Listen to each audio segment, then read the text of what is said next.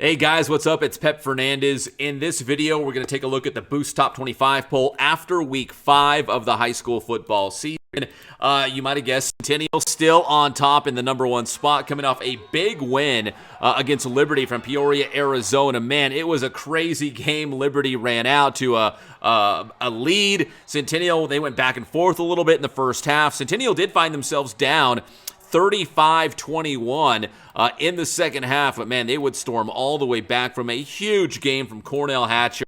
He had nearly 300 yards on the ground, 4 touchdowns, including a 67-yard run. Also scored the go-ahead touchdown in the fourth quarter. Quarterback Hassan Longstreet also had a big game, and according to Max Preps at least, and I put that with a little asterisk because sometimes their rankings are a little wacky, but with that said, Liberty was number 16 in the nation, Centennial was number 22, and it was Centennial getting the job done. So they are still number 1 in our rankings, and to be honest, even if they would have lost this game against one of the top teams, they probably still would have stayed number 1, but the fact that they beat Liberty was a huge win. So if you think about it, Centennial now going into Big West Conference play, they've got a record of 3-2, and their only 2 losses this season are against the number 1 and the number 2 teams in the entire nation. We're talking about Mater Dei and Bishop Gorman. So if you're going to lose 2 games, it's going to be to the top 2 teams in the entire country. So Centennial still on top at number 1. So let's take a look at the Boost Top 25 poll. Here we go. Heading into week 6 and really league play for pretty much everybody now. And Centennial on top, number 1. Chaparral, number 2.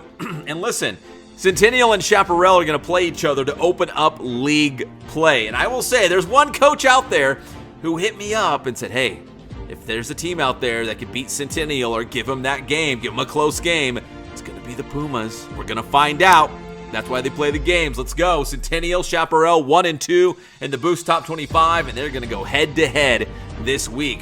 We got Murrieta Valley at number 3, and depending on what Chaparral does against Centennial, Murrieta Valley might move up to number 2 because they beat San Clemente this past week, and they've got another big game coming up to open up conference play. In fact, let me see. They are playing Roosevelt, so depending what they do against Roosevelt, I mean, shoot, Murrieta Valley could climb to number 2. Anyways, Cajon's at number 4. They've had back-to-back losses to Lincoln and Etiwanda.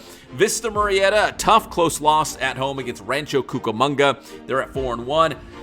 Roosevelt at 6, followed by Beaumont at 5-0. And I'll be honest, the rankings really have not changed that much. Citrus Valley moved up a spot after a nice win against Ayala, and then the rest of the rankings, I think from 11 to 25, I'm trying to look. I don't think anyone moved up or dropped necessarily because, again, not everyone played in week 5, so it was kind of hard to make any major changes to the Boost Top 25. But the big change, at least on the top 10, was Cajon falling to number 4, Chaparral moving up to number 2, and Citrus Valley moving up a spot. So that is your Boost Top 25 after week 5 of the season. And again, as we get into week 6, a lot of things can change because we've got some big-time games coming up this week in league openers.